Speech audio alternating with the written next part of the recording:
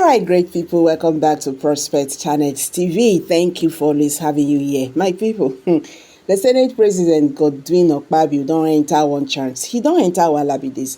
And this one now example, to so many of them who feel that because they are in position, you understand, they can just do whatever they like, you see. Not everybody go fit do that game with. You see, this Natasha matter, versus the Senate President Godwin Akpabio talking about the sexual harassment matter when they play pom like this for Senate. Okay, the matter you don't read now. You understand? The matter don't read. Even the Senate President Godwin Akpabio, he never expected that this matter go ever go like this.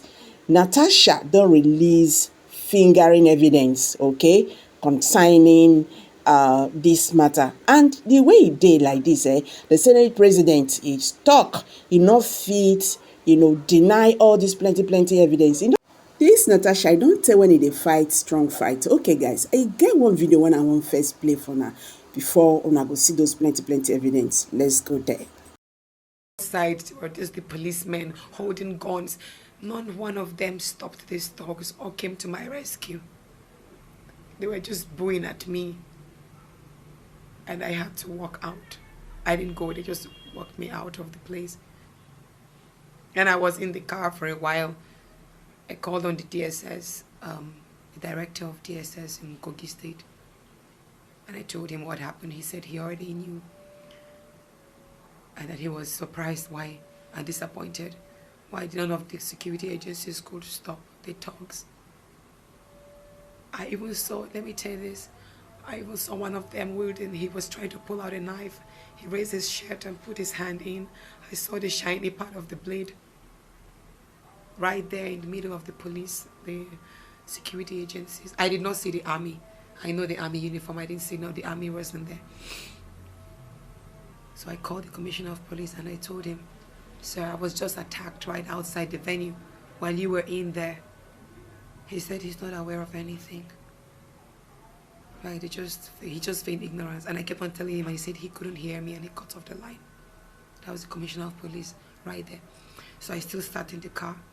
And then I got to know that one of my drivers was attacked as well, because I went in my convoy and right now he sustained injuries in the head.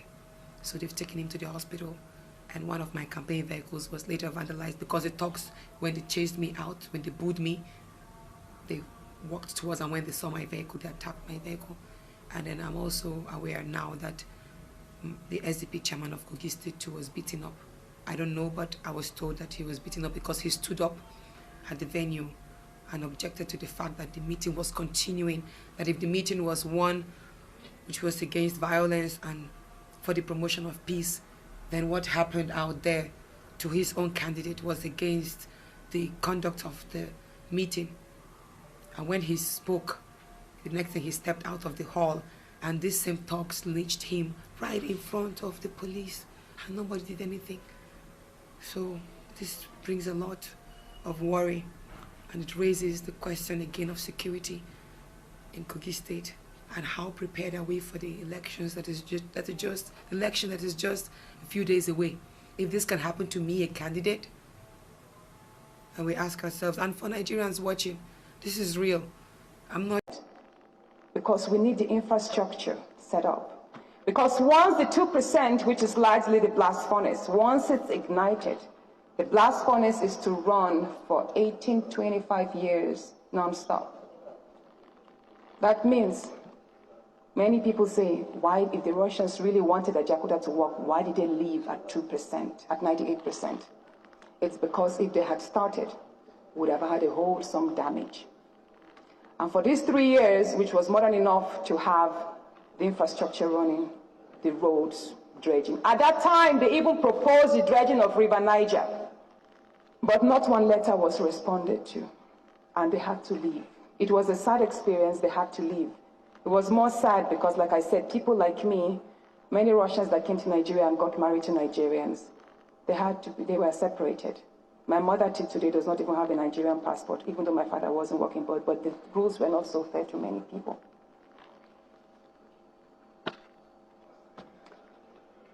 So when they left, I will read now. In October, when the Russians left and we had such huge debt to pay, they did not take Nigeria to court.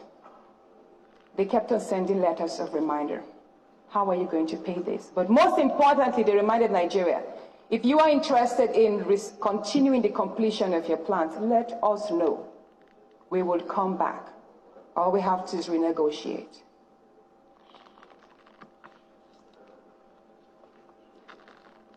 But what happened was, in October 1995, I'm going to read from this part because there are some key words I don't want to miss. A series of debt buyback transactions took place, whereby the debt instruments were sold at inflated prices to Liberian companies, purportedly owned by the Ajaokuta. The two companies are called Parna Shipping Corporation and Mecosta Securities. These are two companies that were registered in Liberia, and these are the two companies that bought the debts. Now, on one part, Parna Shipping Corporation and Mecosta Securities, on one part, they were negotiating the reduction of that near $1 billion debt. And Russia waved away over $400 million and said, you know what? We're a struggling country, a small country. Just pay $500 million. Forget about the rest. While on the other hand, the Abacha administration told Nigeria that the Russians insisted on the money, on the nearly $1 billion, and apart from that, there were debts incurred upon the debt buyback. So that amounted to $2.5 billion. So that means $2.5 billion were taken from our reserve, while only $500 billion was being paid. So that is the debt buyback. 2014. The Egyptian government embarked upon a huge project to dualize the Suez Canal. And that Suez Canal, the president Sisi sold the idea so patriotically to the people that $8 billion was raised in 10 days. Mr. Speaker, these are facts. $8 billion was raised in 10 days from a country that has a population of just 91 million. They don't have individuals as rich as Nigeria. But what matters is leadership and the ability to connect to the people so that an average person on the street, the person roasting corn, the organizer, everybody will believe in this national dream. And a crime against Ajaokuta is a crime against Nigeria. And there is no court, supposing this $525 million was actually an order of the greatest court on earth. Nigeria is a sovereign nation, and we decide to allow criminals or not to allow criminals into our land, whether they are nationals, Nigerians, or foreign. So, sir, it's actually Nigeria's duty to ensure that people who have committed crimes on this land are not holding our most precious assets. Also, we would say that Ajaokuta and Itape must not be privatized or possession, but be owned 100% by the federal government of Nigeria and operated alongside the original builders only in areas of technical expertise. And once there is an absolute transfer of technology, the Russians can go. We believe we have seen Nigerians around the world conducting amazing things in engineering, so there's no reason why they shouldn't. We would also like to appeal that this Honorable House asks to get the executive to assemble a team of economic experts to travel to Russia, which I'm speaking with regards to the bilateral agreement, which is still standing open. Because we believe that once a country or two countries come together and agree on a particular reasoning, then that is binding on the nations. It's upon meeting with President Putin that Nigeria can then begin to decide the way forward. And I also agree with the previous speakers that there has to be a redesign of the steel sector. Why a redesign? Is because when I visited Russia 2 years ago and I spoke with the original builders, they told me that the plan upon which the Nigeria steel industry is built It was designed in 1971 by the geological survey conducted by these same original builders. And they said by now, the advancement of technologies and innovation in the sector has caused the realization and usage of new materials which were ordinarily not known to them then. They also told me that we might be oblivious of the fact that Rolls-Royce today, the great Rolls-Royce, uses important alloys sourced from Kogi State, probably supplied by illegal miners. But that is why I say it is very important that we call them back to conduct another survey, because probably in the modernization and upgrade of the plant, there could be new sectors that are injected so that new minerals can be incorporated. Thank you. And I would say again that I know many would talk about why am I promoting Russia? Why am I not promoting China and India? With due respect to every country's steel capabilities, the greatest steel plant in China today and 5 of the biggest steel plants in India, citing Belial, which for the 12th consecutive year has won the best steel plant in Asia, was built by this same company. So why? There's a very big question. What has Russia done, and why are we shying away from approaching the people who actually envisage this dream for completion? Nigeria must be ready for sanctions. That's one thing I'm going to say. It's not easy to go against the Western Bloc. We must be ready for sanctions because at the end of the day, we must dream of a big, great Nigeria. Because for all it's worth, trade is always better than aid. Trade is always better than aid. Nigeria should position itself to be a country that will give other African countries aid. We should be the country that Ghana, Kenya, Somalia, Uganda, they run to for loans. Not all of us cry. Is that if we're going to proceed, we think the chair of the committee should please step down from this conversation to allow for fairness and justice in accordance with the constitution of this country, because we can give evidence. Premium Times, March 5th, Arise, it was also recorded. We have several documentary evidence to show that at a point in time, the chair had said, dead or an arrival, she has no case to answer, and other things, sir. Thank you very much, sir. I made a statement in Arise, if I'm correct. Therefore, I should recluse myself because that shows bias. But let me tell you, and I use the word dead on arrival. That case that came before us, the first petition that came, is not this petition. That petition was signed by distinguished Senator Natasha. Contrary to our rules, you cannot sign your own petition. 2, a petition that came before us did not even have an address.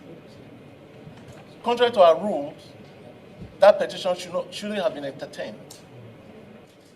Because you are a learned counsel, submit a case, submit your own petition to court, and don't sign it. They will throw it out. Whether you use the word dead on arrival or not, they will throw it out. We are lawyers here, so we understand that. In any case, from the position that I can see you are taking. So, Akpabio to me is a very terrible example of a Senate president. In fact, if you ask me to rate Senate president, so far he's the worst. In fact, he behaves so unintelligently that you wonder if he's actually the kind of lawyer. So Natasha is very correct. Her constitutional right has been breached. She has been degraded in a manner that will make a lot of citizens, especially our constituents, to downgrade her rating. And as what she has my own support in my view to actually sue Akpabio, and I hope that she gets justice. That's why she's very good. Nigeria is a country where you see plenty men, they fight one woman. Natasha, you be the iron lady of our time. Governors, they shake. Senate, they shake. World, they shake. Natasha, and she no give up. She still they move. How can Kogi governor say I banned? Can you ban convoy? Is it in our law to ban convoy where they go or gathering? When you now put kangaroo 250,000 fake people that are not up to 5,000, you count them reach 250 to sign for a recall.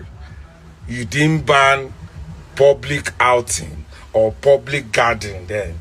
Now when she can't do her own, they go to show them the authentic voters. You now say you now ban public gathering. Why you now no ban kidnappers with full Kogi State? Why you now no ban crime with full Kogi State? And that one too, the red cap chief. They say I be red cap chief. You are now suddenly special assistant to SP on sexual harassment. Natasha, you are the woman. You are the woman they talk about in the Bible. You are the woman they talk about. Those people that stand. You are the Queen of our time. You are the Olufunmilayo Ransom Kuti of our time. I can't believe you can hold so many men to ransom. Natasha, when they think you are tired, they move like elephants. They move ba. They move bo. Your movement, they shakara them. Then they enact law we know the inside constitution. Natasha, I am behind you. God is behind you.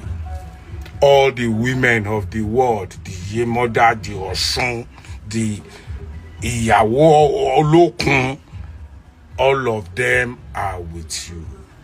How can so many of you couldn't pin one woman down?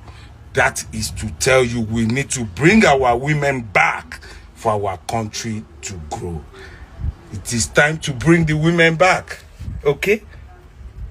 Well done, Natasha. To just speak because I'm not Senator Natasha's representative, but I'm going to speak as a woman that works or has ever worked in a male-dominated space.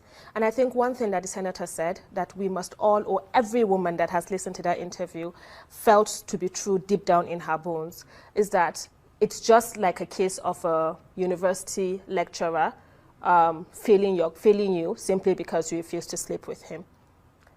When women talk about cases of sexual harassment, they always say, keep quiet, don't speak about it. No, it's because of what you're wearing. It's because of you invited it. There's an invitation to treat. Simply by existing, we make women feel like they are inviting people to come and sexually harass them. And this is the culture in which Nigerian women have always existed. Have people found ways to exist in spite of this culture? Yes. But are we saying that it is all right, it is right? Absolutely not. So when people are speaking up against it, at whatever time we decide to speak up against it, I think it's only important, it's only fair that we listen to them. Yeah, but then, so let me speak about the sit. Let me speak about the sit. I'm so sorry. Let me speak about the sit. Rosa Parks, the person that we celebrate today in America, looked at the history of, subjugation of black people, and she refused to get up from her sit. I'm not trying to equate Natasha with Rosa Parks, but was saying that because she graciously came to give an interview here,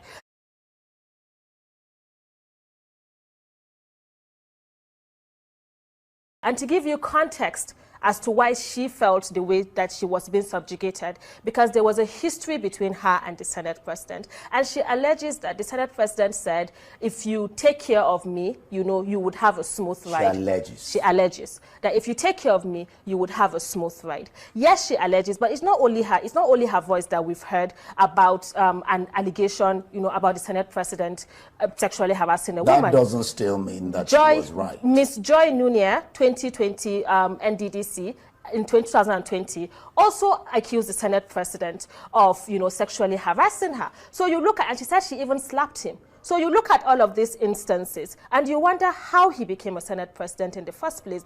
Despite being referred to the Senate Committee on Ethics, Privileges and Public Petitions for Disciplinary Review, Senator Natasha Akpabio has filed a lawsuit against the President of the Senate, Senator Akpabio, for alleged defamation.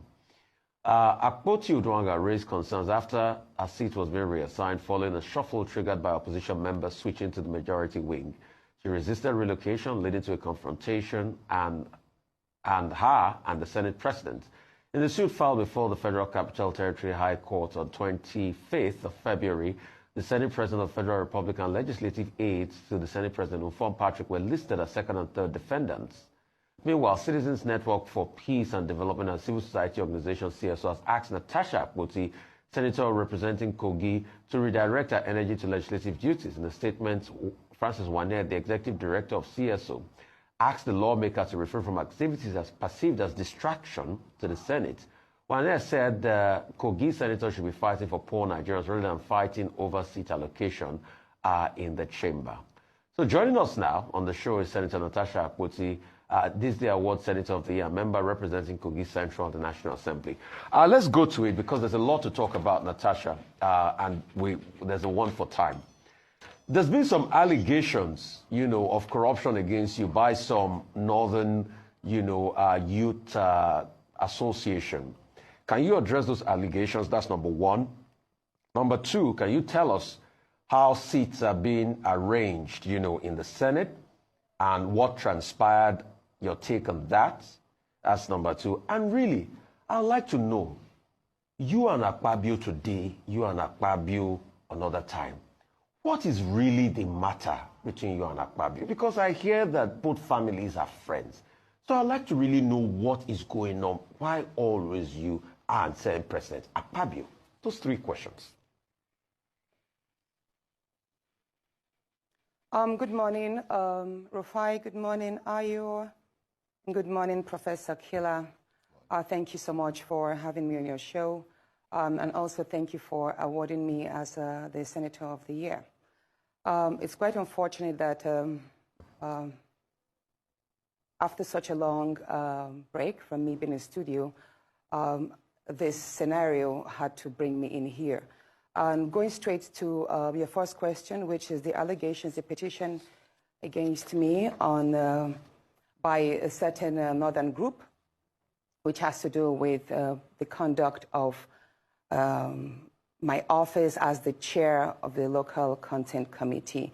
I would first say that the allegations are baseless, but as they are hampering on my integrity, I am glad to throw some light on it.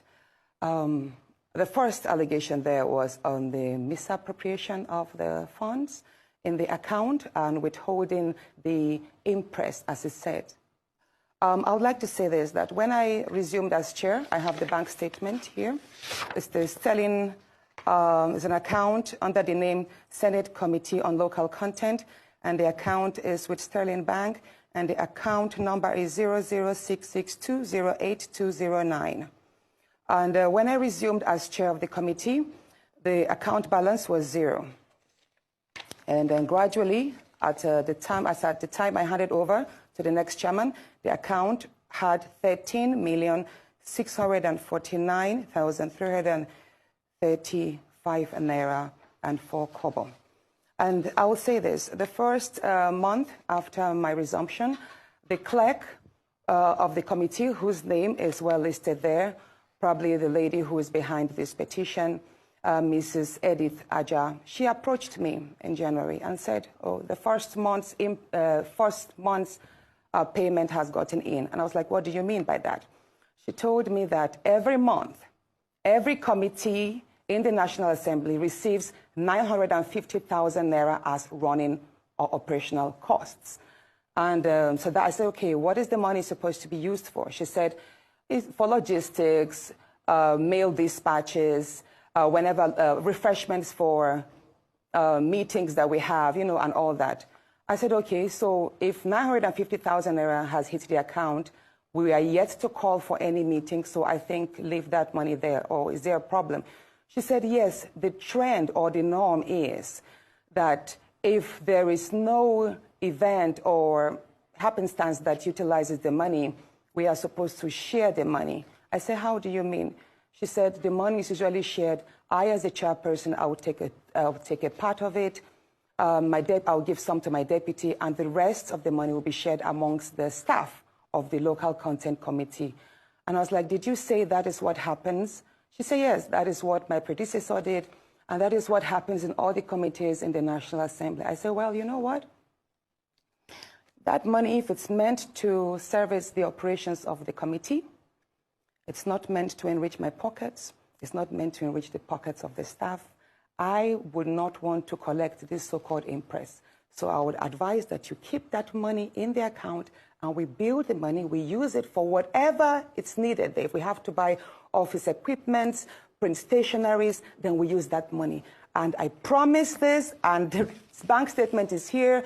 Anyone who has access to it, I have called the account number. You can check. We have gradually built the account. We use there was a time I approved the money last year for the purchase of a printer because it made no sense that we kept on spending so much money printing outside. I was like, you know what, let us have a printer in-house. We bought a printer. We also have printed lots of materials, but basically the money, I never took a kobo out of that in the name of impress. I never gave my deputy then, who is Senator Ede Dafinone, any impress. He can verify and attest to that.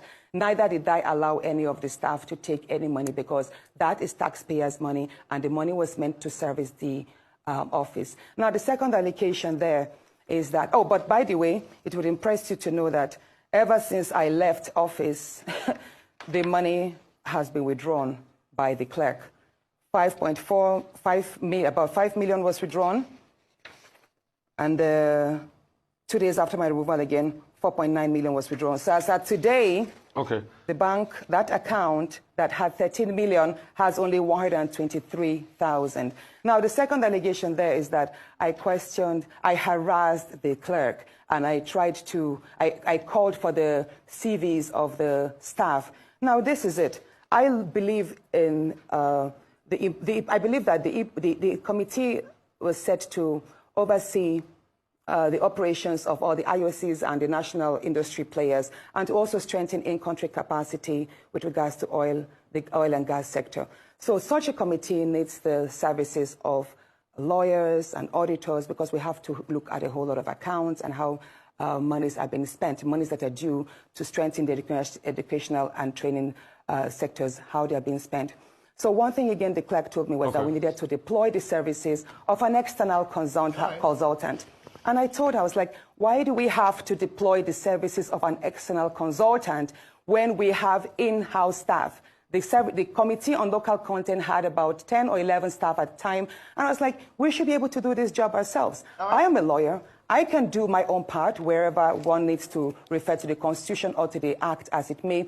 And I believe we should have supporting lawyers, we should have auditors, we should have accountants amongst the staff. So I asked her for the CVs so that I could look, and then amongst them I can write to the clerk of the Senate and say, you know what, can you swap this person because I want to have an effective team to operate. So if that is what they say, harassment, then so be it. And as for the rest, they mentioned I harassed NLNG. Excuse me, please. Natasha, I harassed NLNG. Natasha, for the want of these companies will write and act and defend. For the want of time, the second question I ask is, then what transpired on the Senate floor? Second question, and why is there always a tiff between you and the Senate President? So those are the two. You can put both together. Of course. Why is there always a fight between you and the Senate President? Of course. That was on the sitting arrangements. I think it was a Thursday, last Thursday. I walked to the chambers early before sitting. I signed the book. Said, please, can I have some water, please? Where is it? Oh. Okay, we'll just wait till... I flew all night, so I'm kind of drained. Okay, so... Yes, you were saying, yeah. The sitting arrangements. I walked into the chambers that morning. I signed my attendance sheet, and I was walking straight to my usual seat, which is the last seat by the door, like at the topmost last seat by the aisle. So, and then I was told by one of the sergeant at arms that, oh, ma'am, that is no longer your seat. You are now sitting at the far end there. And I was like, since when? They said, well, that's what the Senate President instructed. I was like, I was in chambers yesterday, which was Wednesday. I've not been notified. Why did you change my seat? What reason? I'm comfortable here. I'm okay here. I wasn't notified to that. So I was upset. And then I said I refused to move to the new seat. I don't even know what the new seat is. I don't even know the number. I don't know. But they told me it was the last seat appointed, the last seat at the far end. So then the procession came. The president walked in to the seat, and then the rest was shown online. I was already told, by the way, that I should gently move. Some senators messaged me that I should please adhere to the change and move to my seat because that was a trap, a setup. And I was trying to understand what trap, what setup. At that point, the minority leader, Senator Abamoro, walked up to me and he told me, Natasha, please just obey, just go to that seat. And I'm like, no, sir, you are my leader. You should speak for me. I am not aware that my seat has been changed. And I believe I should be given a chance. Maybe they should explain to me why my seat was changed. Maybe I can also explain why, if they could maybe consider leaving me here, that I'm not moving. He said, he pleaded with me that I should please move to the other seat and not explain that we could address it later. And I said, sir, I have hit these chambers. I have complained and you have witnessed several of my privileges, me being maligned several times, and you never stood up for me.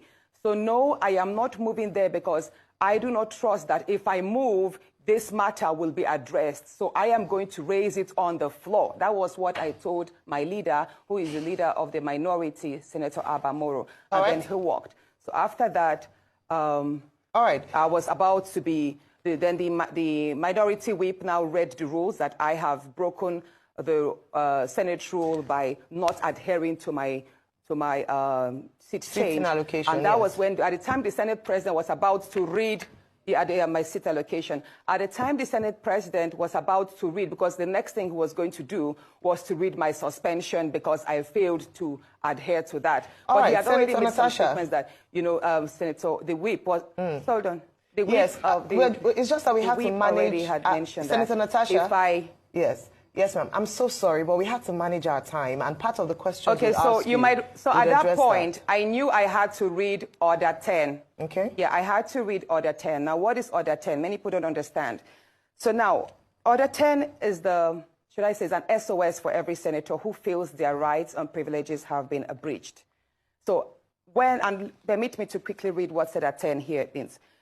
Any senator may rise at any time to speak upon a matter of privilege suddenly arising, and he shall be prepared to move without notice a motion declaring that a contempt or breach of privilege had been committed. Now, here it is. It does not say I cannot read that order in that place. But whenever a senator feels that their rights have been trifled upon, I have the right, even if I'm laying on the floor, wherever a senator is in that place. This order book does not say Order 10 should be read from a particular seat. Okay, Senator Natasha, let me come in here. I have no right to speak from that seat, that I should speak from my new seat. Yes. The Senate President aired, hold on please, this is a very important point. Okay. The Senate President himself made a mistake by not allowing me to speak on that Order 10, because it says here, and let me mention number 11. When a matter of privilege, Senator Natasha, I'm going to have to come in here. Senator Natasha, I am going to have to come in here. Thank you so much. Yes, please. You'll have more time to explain, but we have such limited time and we want to get as much out of this interview as possible. Well, thank you for expressing and opening up your statement. So what I assume from what you said now, because that was the question I was going to ask you, was the Senate Standing Orders, Chapter 362. A senator may only speak from the seat allocated to him, provided that the president of the Senate may change the allocation from time to time. So what you're saying is that Order 10 trumps Order 6.2 in terms of your ability to speak. But you can respond to that after I ask this question. Based on that, you make allegations, or you made allegations last week Thursday in the chamber saying that you've been maligned. In fact, you said to the Senate president on the floor, in the chambers, that you are not afraid of him. Can you share or expatiate on what you mean by that? And when you had a follow-up interview, you were talking about how some of your privileges were deliberately taken away from you. What was the motive behind this? And then finally, is this exclusive to you alone?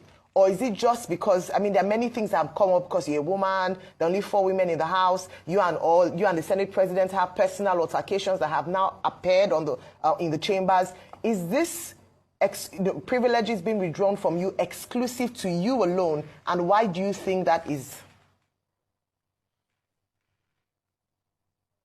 Now, thank you.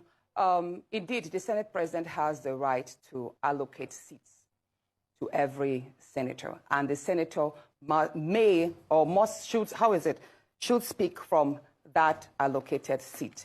But here it is. I was not about to make a debate. Neither was I about to contribute to a motion. I was reading an SOS, which is a lifeline of any senator. For any senator to have invoked Order 10, that means his privileges were already, or her privileges were already infringed upon and denied. And that can be raised anywhere at any time. So once a senator shouts Order 10, believe me, even if I'm being dragged on the floor and I say Order 10, they are supposed to listen to me. Wherever I sit in that place, that's why he said any senator may rise at any time to speak upon a matter of privilege, suddenly arising, and I should be prepared to move same. So in this part, the Senate President, once I raised Order 10, he ought to have allowed me to speak. And then he could have maybe taken his own discretion to overrule it or move that complaint to the Ethics and Privileges Committee. But the Senate President failed to do that. Instead, he ordered that the Sergeant at Arms should move me out of the chambers and prepare for my suspension. Okay, next question. Now, you're talking about my outburst. Yes, I did mention. I did mention that my rights in the Senate there, I have been dehumanized, I have been maligned and all what. And that outburst, I believe that the seat change was just the straw that broke the camel's back. A lot has been going on.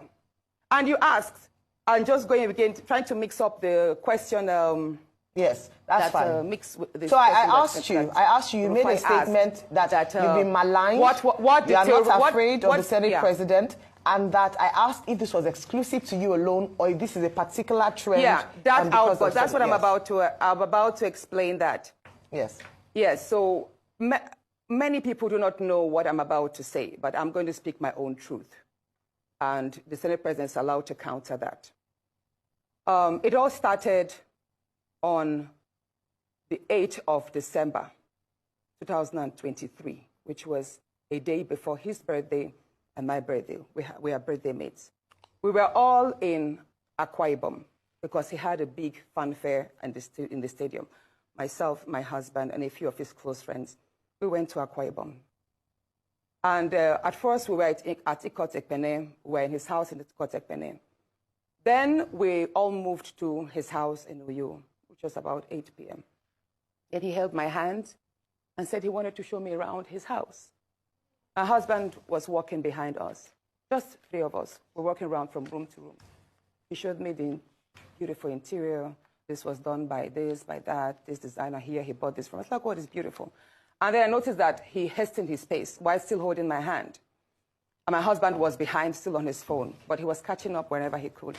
And then he got to this particular sitting room, and he said, "Do you like my house?" I said, "Of course, sir. Every room, beautiful, nice interior, quality taste." He said, "Now that you're a senator, I'm going to create a time for us to come spend quality moments here. You will enjoy it."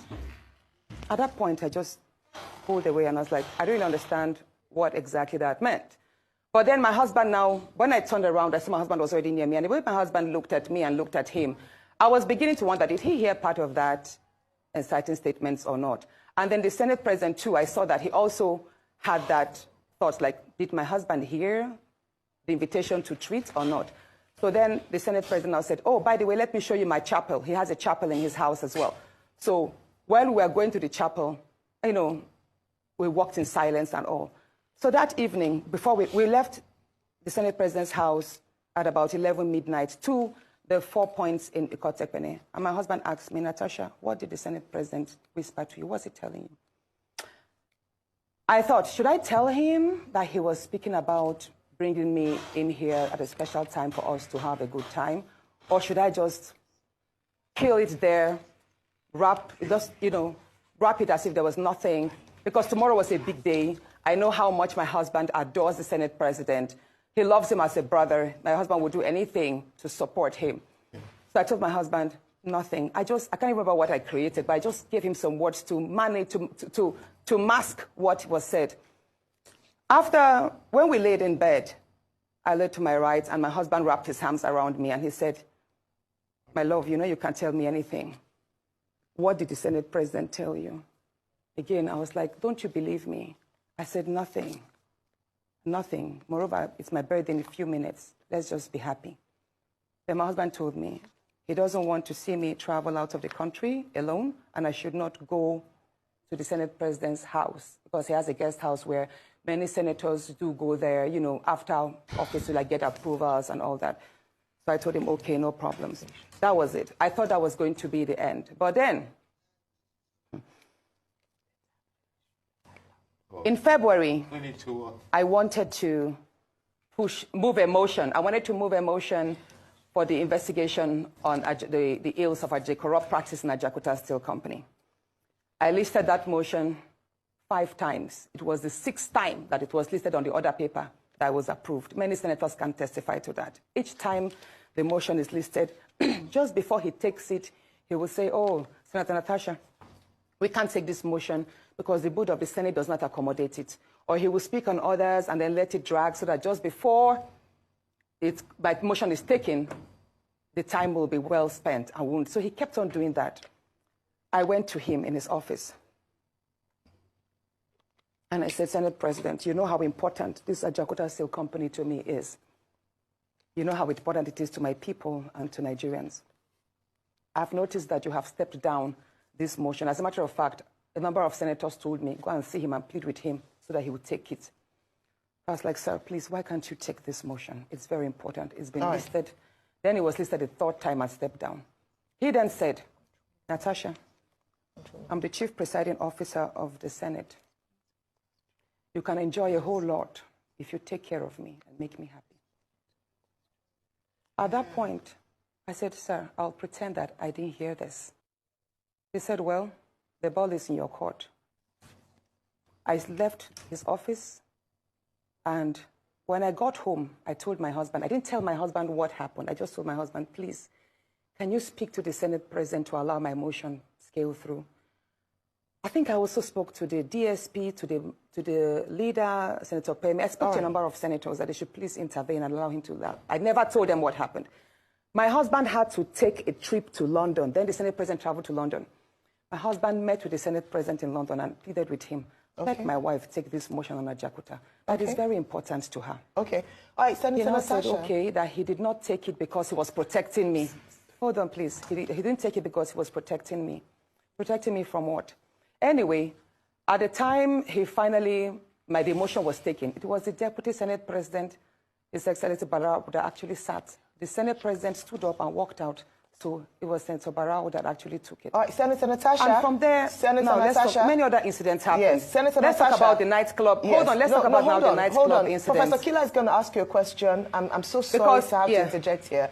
But I just want to mention that, and I'm glad you gave the caveat at the beginning of your statement, that this is your side of the story, and the Senate President has the right to defend himself or to counter what happened between you privately. So what I assume, or from what you're saying, is that what happened last week Thursday began from a private conversation, and then you have felt like you've been maligned as a result of you not agreeing to certain propositions, right? Yes. Okay, so what has happened? You know the story of when a student keeps being failed. Yes. Please, let me say this, Ayo. You know the situation we see in universities whereby a student is continuously being failed just because she has not slept with the lecturer. That's what I've been facing, in simple terms. Thank you. Professor Kila. That is what I have been going through. Thank you very much, and Professor Kila. Now, moving to, should I speak about the nightclub incident? No, that's okay. Professor Kila will come in now. Thank you. Don't do that. It's quite time to come in because you've just indicted the lecturer indirectly. And I'm coming to ask you a question. Senator, it is from your side of the story, it is clear there's a lot of undercurrent and personal issues that had led to the, should we call it the outburst on the allocation of chair thing. There's a lot going on, and you've made a series of allegations which indicts the Senate President morally, if not criminally, at least. And there's the indictment of abuse of power because he was refusing you to do your duty for personal reasons. We need to see if he has the right to do that. But let me ask you a question, just to simplify. this idea of your seat was reallocated and you don't want to use it, what's in a seat? Why was it so important for you not to just move as you've been told to do so and deal with it later? What's the importance of saying no to that seat allocation? Thank you so much, Professor Killer. Seating arrangements in the National Assembly or in the chambers is very critical. That is why at the forefront, we have the leadership. And after them, we have ranking senators, second-timers, third-timers sitting there. And the nearer you are to the Senate president, the more visible you are. So you're able to interface with the daily activities, and then you have more visualized, like the cameras capture you more. You're more present as against being a backbencher. So where I am sitting, the Senate president sits at the lowest point, while I am sitting at the topmost point, but on the same level. So, Senator, it is, Senator, I'll recap for you. So whenever whenever I stand, it is safe to say that where I was moved to, was you felt they were reducing you. Where the workers, the chamber staff sit. So you felt they were relegating you. Seat. They were relegating you. If they say, hold on, exactly. Let me say this. His excuse that it's because there were 2 vacant seats due to the decamping of the senators, right? And that they had to. Why did they have to pick on me to start the shift? There were other senators that were in front of me that would have filled the seat. Why did it have to be me to fill in the seat at the far corner? But I will say this again. If you see where I sit at the back, there is a silent degrading of senators that, as they say, came from court. We are made to feel as if we are lower than our other colleagues that resumed office and were sworn in earlier than us, even though we're all first-timers. Do you understand what I'm saying? Yes. I remember when I asked, initially, I asked why I was not sitting amongst my other first-time colleagues. And I was told that is because you resumed 6 months later. So it's almost like a punishment because I resumed 6 months later. Therefore, I have to sit or take seats or wait for my other colleagues whom we all ran elections with together and won together, even though we were rigged. So Senator, we were made to sit at the back. So after me, it seems clear to me. Senator Akpabio, who came 2 weeks after me. So it seems to me, from your own narrative, speaking from your own narrative, that you feel victimized and you feel you're being treated like a second-class senator in that place. Let me ask you a question based on your own narrative. I have a very important... No, but very quickly, you're going to say, let me just ask you just this question. Professor. Yes, just this very question. Do you feel that other senators in that house, male or female or different party, do you feel that they're standing up to what they ought to be doing, or do you feel they are also, with their silence, complicit with your victimization? I want you to judge the whole Senate, 109 men and women. No. You don't feel they're complicit, and you don't want to... Now, here it is. I have enjoyed tremendous support from my colleagues. And the fact that a number of my colleagues have not spoken out publicly in my defense or criticized what has happened does not mean that they do not visit me privately at home or they do not call on me to give me words of encouragement. Why they are yet to come up openly and criticize the activities of the Senate President, probably that's best known to them. However, one question I have been asked a number of times is, why are the women silent? Why are the 3 other women silent? Yes, so why, Senator? Why do you think they're silent? The day I filed the suit of defamation, the suit that sexual act whereby the Senate President's SLA on new media, Mr. Patrick Mfong, sexualized me by addressing my attire as being transparent, and that the only thing I know how to do is to wear pancake to the chambers. So when I filed that suit, Senator Ireti Kingibe, hold on, Senator Ireti Kingibe, Senator Natasha, and Senator we're low on time, 3 women please. will send messages to me that they do not support that they did not support the litigation. And none of them have called, apart from Senator Riti, that called my husband to tell me to withdraw that suit and all that. And my husband charged her that you were the same person who had come to the house to tell him that the SP was hitting on his wife sexually. So why are you now against my wife standing up for her rights? So let me tell you something, Mr. Which nobody knows. No, Mr. Rufai, please allow me to say this, please.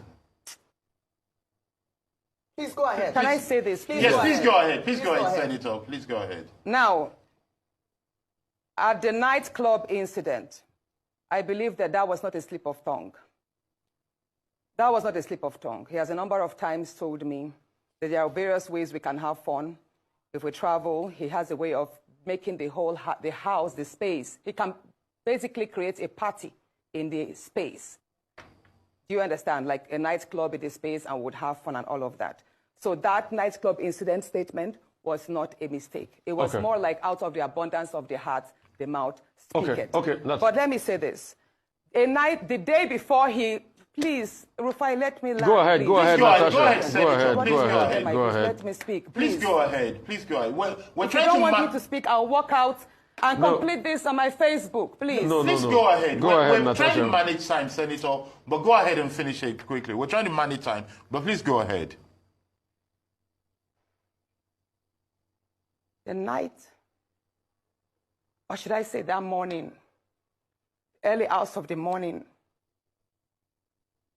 that he apologized, which was 23rd of July, 2024. That was the morning he apologized. So the night about, I have it printed here, I have the screenshots of the phone call. It was 14 minutes past midnight when my phone rang. The leader of the House called me, Senator Michael Bamidele Opeyemi called me, and he said, Senator, how are you? I said, I'm fine. He said, in the wake of all of this rancor, if the Senate President goes down, I will go down too. And I said, what do you mean, sir? At that point, I woke my husband up because he had fallen asleep before me. I said, are you calling me to threaten me? I could hear murmurs from the Senate President. I could hear the Senate President's voice at the background because I could tell it was on speakerphone. He said, no, I'm just telling you that, there's a whole lot of attack on the Senate President, and if things go down, if he resigns or something happens, I should know that I'm going to be held responsible, and I also go down. At that point, I started shouting. I was like, you can't call me at midnight and threaten me, sir. You can't do this. And mind you, I was actually surprised because the leader of the House is someone I respect greatly. He's a very good friend. He's a very calm person. And I believe, I'm saying it, that if he actually made those statements, he probably was told to do so. So I dropped the line. And then I dropped the line. The first conversation was just 2 minutes, 33 seconds. Then my phone rang again at 26 minutes past midnight, that same day. And then it was the same call, Senator Opeyemi's line, but then it was the Senate President's voice. He said, Princess of the Senate. That's how he calls me casually. I've been attacked. My wife has not slept for days. She's been crying. She's received lots of insults, all because of you. I said, no, sir, it's not because of me. It's because of you. I didn't force you to order that statement. And I did not call on the support I received from Nigerian women. So don't blame it on me. He said, no, he's telling me this because the Dane of Agbo, I think he's a king in Agbo in Delta State.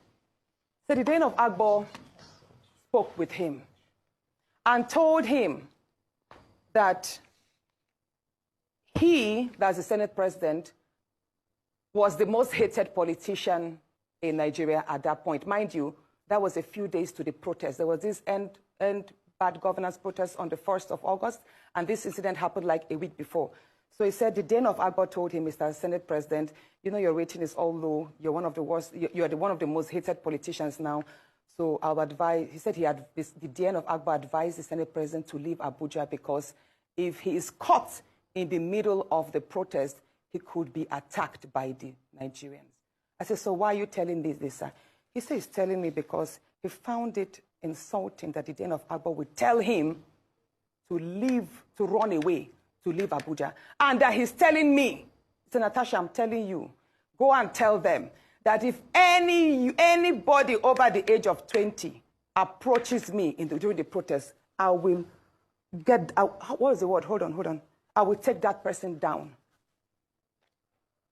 The Senate president told me over the phone that based on the advice that the Dean of Akpabio gave him, that he should leave Abuja in the wake of the protest so that he will not be caught and probably will not be approached or attacked by the youth. He said, Natasha, I have the capacity, I'm number 3 citizen. If anybody over the age of 20 dares to confront me, I will take that person down. That person should dare me with his life. I said, at that point, I started shouting. I now told my husband, he didn't know the phone was on speakerphone all the while because I'd woken my husband up from the first speaker. I was like, my love, can you hear what he's telling me? This is exactly what he does. At that point, when he knew, he was like, is your husband there? Oh, yes. I said, yes, sir, my husband is here. And he heard everything. He then told me to pass the phone to my husband.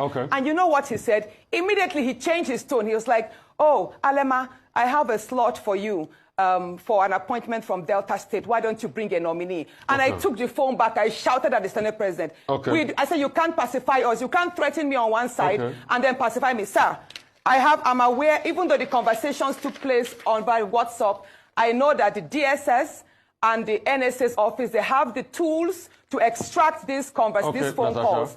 And I'm going to publish if, yes, sir. Okay, Senator Natasha, thank you. So and he told me that, well, all you want, hold on, please. He then told me that, all I want is an apology. He would apologize on the floor that morning and that he expects me to accept it. So all that morning, when I walked in, I was already threatened. I was already petrified. This is a man who had already called me at midnight, so I didn't sleep all night. I just had to say to his seamless apology. Senator Natasha Akpoti, thank you so much for being here. He who alleges must prove. I'm sure you have all your proof because they are on the other side are also going to demand all of it, and you have to put it out there. So thank you so much for your time. Thank you so much for honoring us today with your presence.